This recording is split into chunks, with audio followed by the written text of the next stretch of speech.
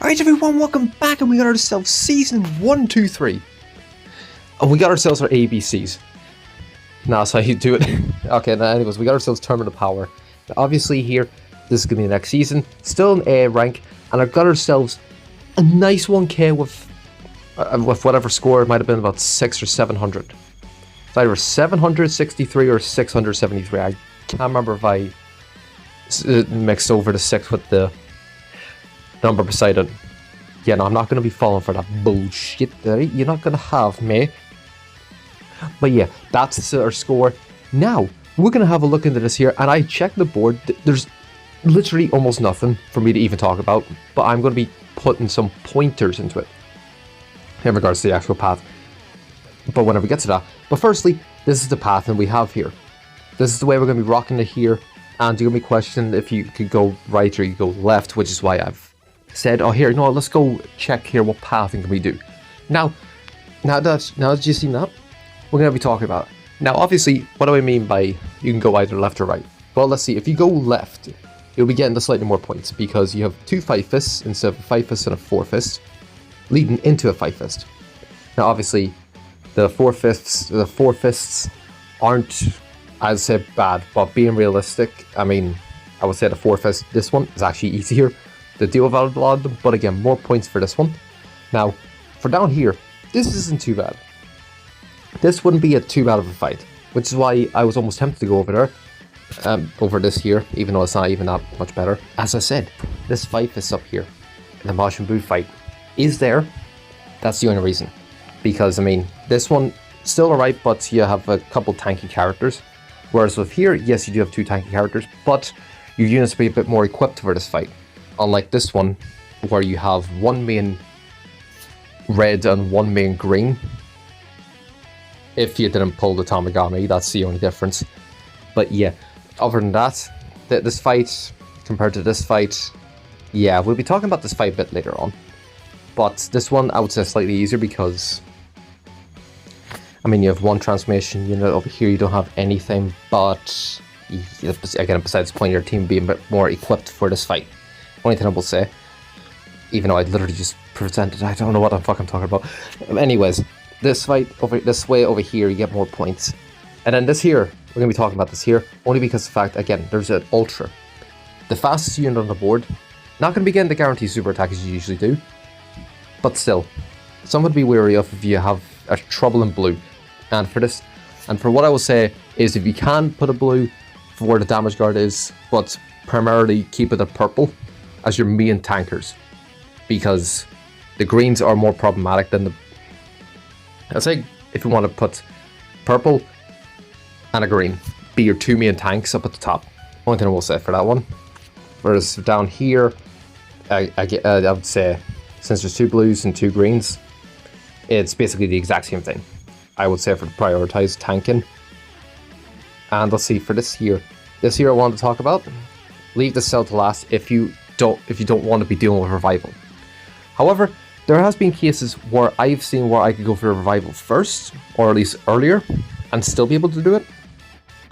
It depends on what units you have, because let's just say for whatever reason you have 3 blues. Easily take out his first life and kill him in seconds. This here, he does transform, but I have went for him later on, and he does mostly nothing. He doesn't tank much better, he doesn't do much more damage. You can leave him till later on if you want to. Is what it is. But that's the main 2 things I want to talk about. Now we got ourselves a Majin Buu fight. I'm not really going to be talking about this here too much because the main thing to be worrying about, fusing on turn 3, you can leave him to about like 3rd at absolute most, I think. But I would say either 1st or 2nd would be your main priority of where to put them for attacking. But you can, if you really want to risk it, 3rd place. But otherwise, yeah. You'll be your first attacker there. And I would still say the tankiest, probably still this Evil Blue. Only just because, why not? Again, it depends on who's attacking. Leave them to like near last. Because again, if you've got the 3 blues, well then, do not have them tanking. Have your greens be tanking and try and give rid of Go Hunt first. But yeah, next up is going to be the fight in front of us. It's the Mohawk fight. Not really much needed to say here, because again, no death buffs, it's just Main tankers, green and yellow. Main tankers. Not much need to say there. I would say, in all honesty, it's a lose-lose situation, but I would say yellow be your main one of the lot. Now for this here, you can go either way, because you can go to this one, or you can go to this one. It's basically like same colorization. 2 yellows and one of the others. And here, I mean there's shallot, it's just a full color wheel. But besides the point, but I put this fight because I think it's just significantly easier than this one over here, because I mean you have one main tank there, and for here you don't have really any tank. Like at most you could say Kale or Go tanks, but besides the point. And then moving on, we'll be into this fight here, which is why I said earlier we're gonna be talking about this fight here. Why? Because this is a full color wheel, and your main attackers will try to be yellow, so you want to try and get rid of the red first, I think, and then go for everyone else afterwards. And I would say, since he's like more of a later unit than the rest of them, he's got the higher stats, so try and get rid of him within an earlier turn.